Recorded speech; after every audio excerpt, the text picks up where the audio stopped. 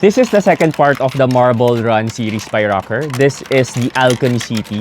And on the right side, you have the Hip Hop Street. It's a DIY kit na ibig sabihin you have to assemble by hand, but it comes with an easy-to-follow instruction. To play with it, you have to load this marble na metal dito sa mga butas na to. Ayan. And then, press this button here once.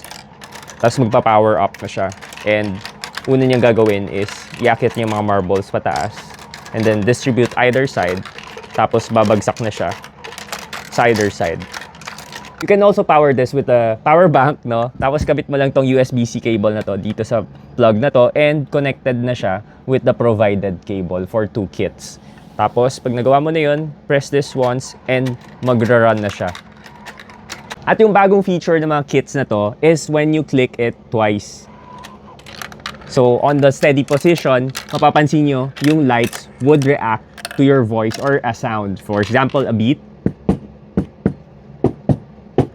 O kaya from your voice itself na sasabay siya. And itong mga kits na to, fully compatible siya dun sa first 2 kits, which is the Future City and the Last City.